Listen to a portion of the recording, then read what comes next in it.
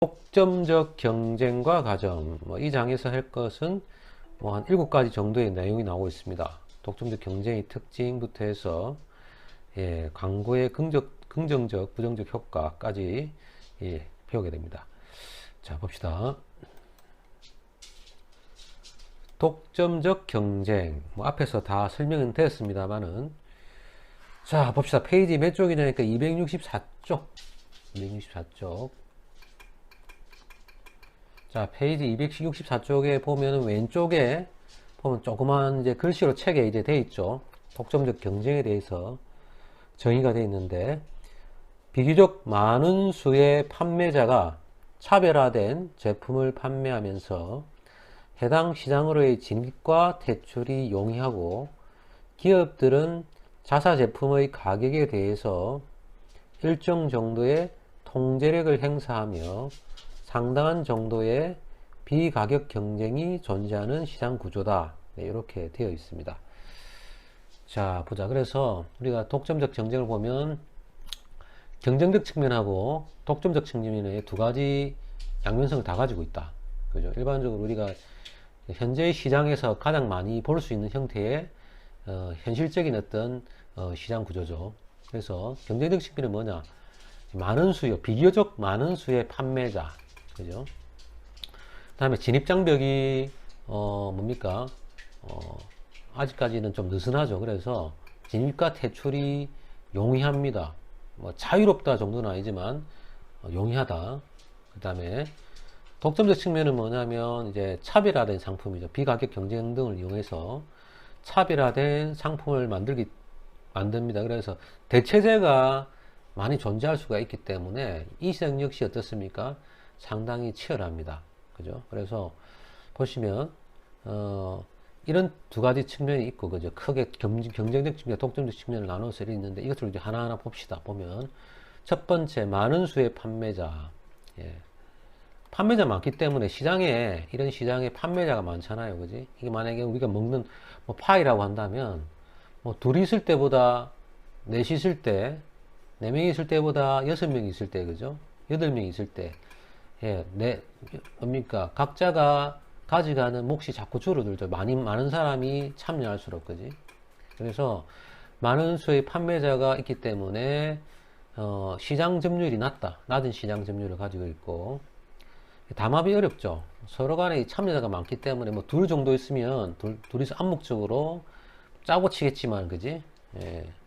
많은 참여자가 있기 때문에 서로 간에 뭡니까? 의사를 갖다가 이렇게 알아내기가 상당히 어렵죠. 정보라고 하는 것이 상당히 많이 흩어져 있기 때문에 담합도 어렵다. 그 다음에 독자적 행동을 하죠. 독자적 행동을 하고 있고, 그죠? 서로가 눈치 안 봅니다. 눈치 안 보고, 독자적 행동을 합니다. 보통 담합이라든지 독자적 행동을 할 때, 뭡니까? 눈치를 보는 경우는 과점인 경우가 그렇죠. 자, 그래서 많은 수의 판매자가 있기 때문에 낮은 시장 점유율과 담합이 어렵고 독자적 행동을 한다. 눈치 안 보고 자기 스스로의 살궁리를 갖다가 찾아서 움직인다. 이렇게 되는 거고요. 그 다음에 진입과 퇴출이 용이하죠. 규모의 경제가 거의 없습니다. 규모가 있는 뭡니까? 기업체가 거의 없습니다. 없는 게 아니고 거의 없습니다. 간혹 가다가 규모가 있는 업체들 있죠. 이 말은 뭐냐면 규모가 있는 업체도 당연히 독점적 경쟁에 참여해서 시장 활동합니다. 그 다음에 대부분이 뭐냐면 소규모 자본을 가진 사람들이 많이 뛰어듭니다. 또는 중견기업 또는 중소기업 형태로 많이 뛰어듭니다. 그죠? 됐고, 그 다음에 차별화된 상품. 당연하죠. 그죠? 살아남기 위해서는 차별화된 상품을 만들 수밖에 없는데, 즉 상품 속성에서 많이 차이가 나죠. 품질이라든지 기능이라든지 디자인이라든지, 그지? 자, 그래서 이런 것들을 강조하기 위해서 광고라고 하는 뭡니까? 광고라고 하는 비가격 경쟁을 많이 하죠. 막대한 광고비가 투입이 됩니다. 그지? 그래서 이런 걸 통해서 사실은 상품 속성의 차이를 갖다가 드러내기 위해서 어떻습니까? 광고를 통해서 상품 차별화를 하죠. 상당히 치열합니다. 광고 전쟁이라고 하는 말까지 나오죠. 그 다음에 당연히 또 서비스의 차이도 있고요. 그 다음에 입지의 차이도 있죠. 소비자들이 쉽게 구입할 수 있는 뭡니까? 그 지역에 여러 가지 뭐 소매점이라든지 우리가 소위 말하면 뭐 안테나 숍, 그지? 안테나 숍이라든지 이런 것들을 뭡니까? 대도시라든지 소매할 수 있는 근방에 위치를 시켜가지고 입지의 차이도 둔다. 이거 상당히 중요하죠.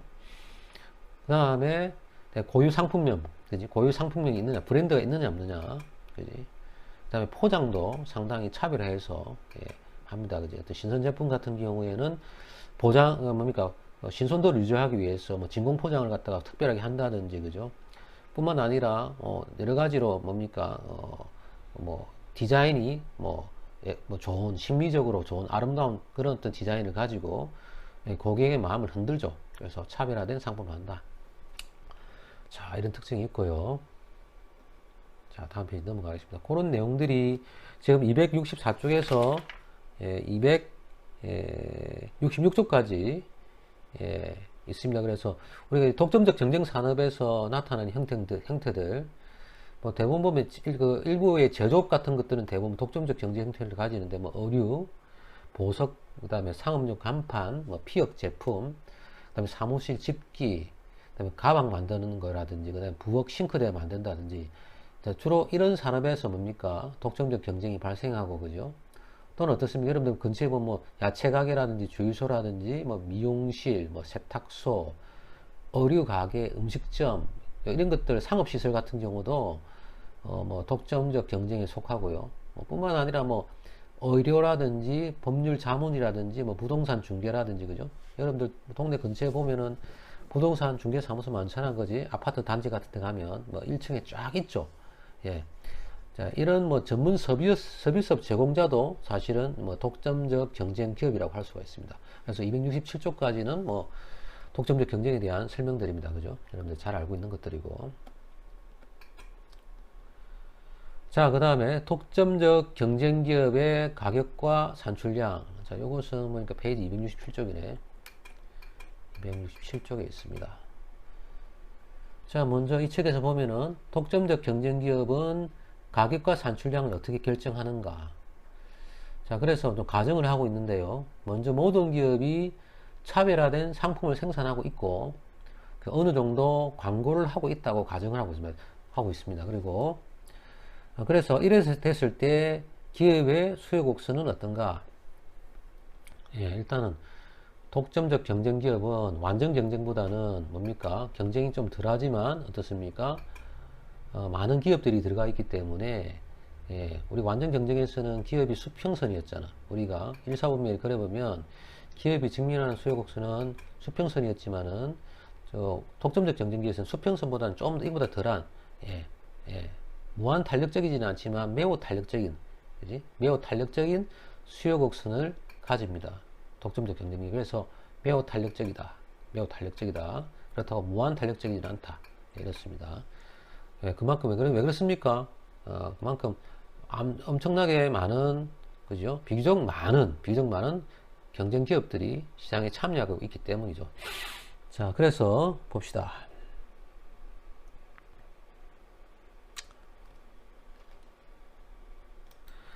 그리고 책에서는 이런 말을 하고 있죠. 책에서는 이렇게 독점적 기업의 수요 탄력성 매우 탄력적이다. 이는 이유는 뭐냐? 이런 얘기를 하고 있죠.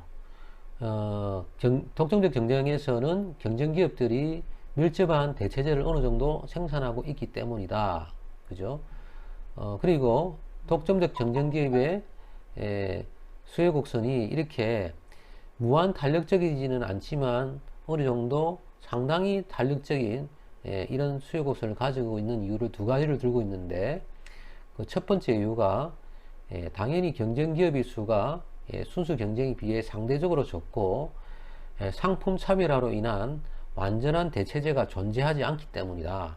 완전 경쟁에서는 모든 것이 표준화가 되어 있잖아, 그지? 표준화가 되어 있기 때문에 그런 차이가 있고, 여기서는 상품 차별화로 인해서 완전한 대체재가 존재하지 않는다고 합니다.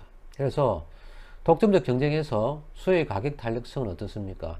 경쟁 기업의 수와 상품 차별화의 정도에 달려 있잖아요. 그렇기 때문에 경쟁 기업의 수가 많을수록 그리고 상품 차별화의 정도가 낮을수록 수요의 탄력성은 커집니다. 그지? 경쟁 기업의 수가 많고 상품 차별화의 정도가 낮을수록 수요의 가격 탄력성 커지게 된단 말이야. 그게 이제 완전 경쟁이 그렇잖아. 그지? 그래서 수요의 가격 탄력성이 커질수록 어떻습니까? 독점적 경쟁은 순수 경쟁에 접근하게 되죠. 예. 그렇기 때문에 그런 특징이 있다. 여기 책에 잘 설명되고 있네요. 됐고. 아무튼, 뭐, 이렇다. 자, 그래서, 지금 페이지, 보시면은, 268쪽이네요. 그지? 독점적 경쟁 기업의 그림 9-1인데, 독점적 경쟁 기업의 단기와 장기에 대해 설명하고 있습니다.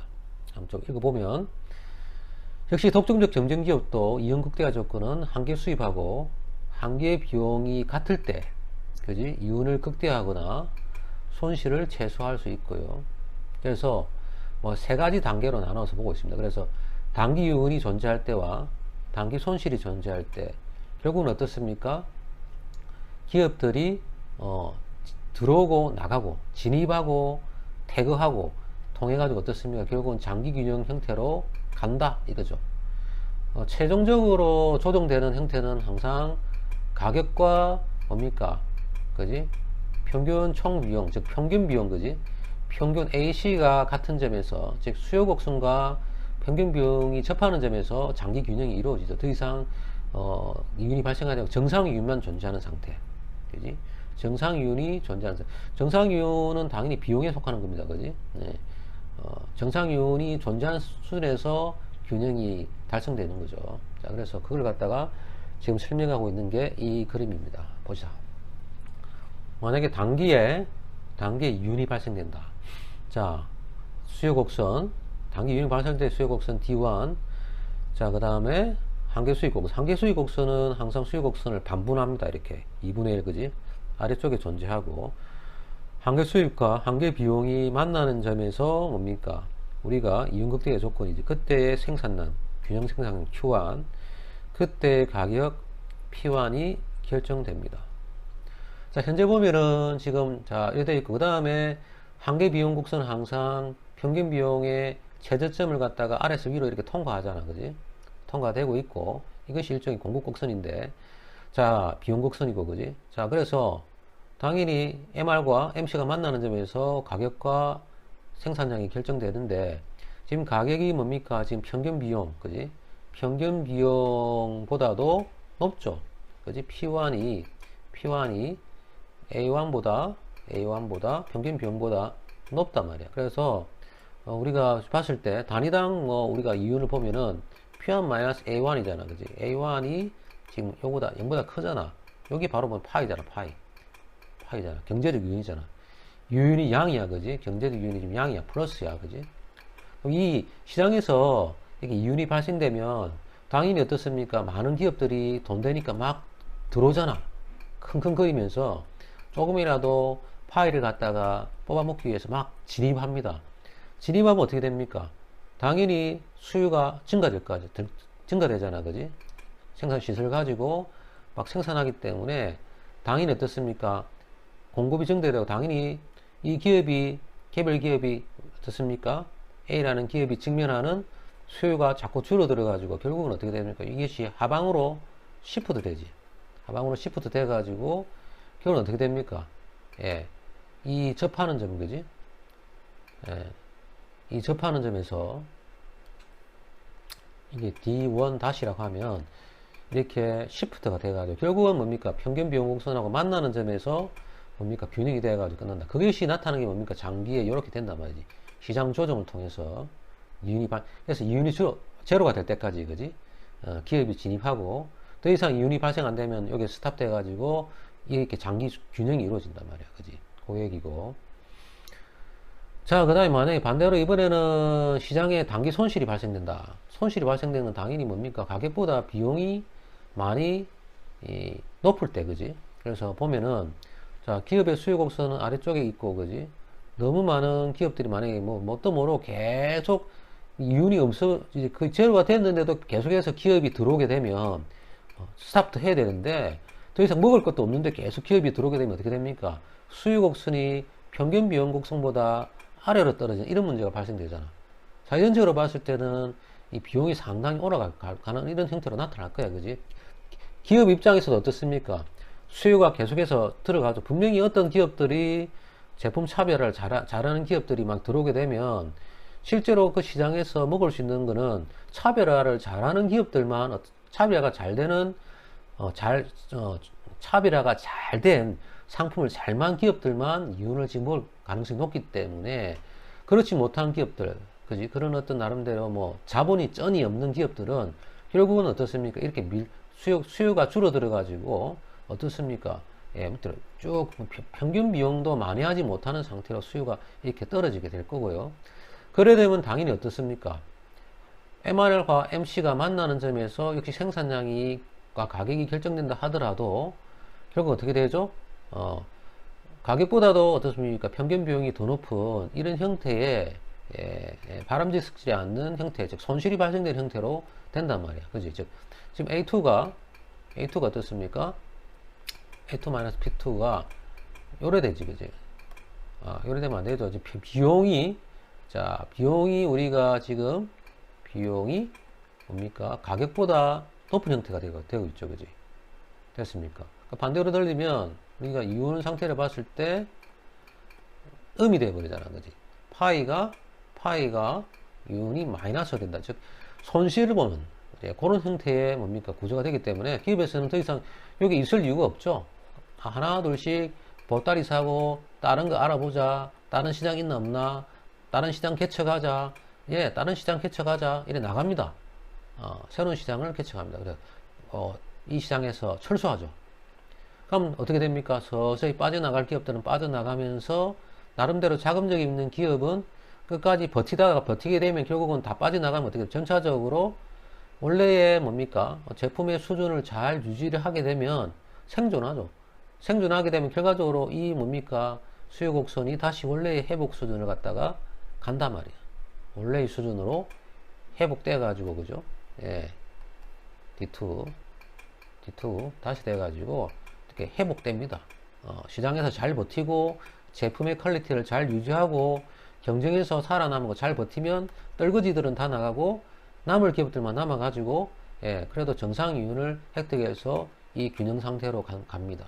그걸 보여주고 있는 게 이 독점 기업에서의 가격과 산출량, 단기 이윤과 단기 손실이 있을 때 어떻게 균형으로 가느냐를 보여주고 있는 거죠. 됐죠? 자, 이 얘기를 지금 보면은 267쪽에서 269쪽까지 설명하고 있습니다. 여러분들 쭉 읽어보시면 될 것 같고요. 그래서 여러분들이 공부를 할 때 앉아가지고요, 이면지 같은 데다 그림을 잘 그려가면서 해보시기 바랍니다. 경제학은 특히 그림 그래프가 많기 때문에 이거 직접 본인들이 한번 실제로 그려보면 됩니다. 저는 강학상 그려진 게 있기 때문에 이렇게 설명합니다만, 예전에 저도 공부할 때는요, 이걸 일일이요, 이민지에다가 딱 앉아가지고 종이에다가 그림을 다 그려가면서 공부했습니다. 그래서 옛날에는 교수님들 전부 이거 그림 다 그리라 했습니다. 그려가지고 설명하라 그랬습니다. 그래서 그림 잘 그려가지고 설명하면 점수가 이제 플러스가 되죠. 그죠? 플러스 점수를 받는다. 됐고요. 다음 페이지 넘어가겠습니다.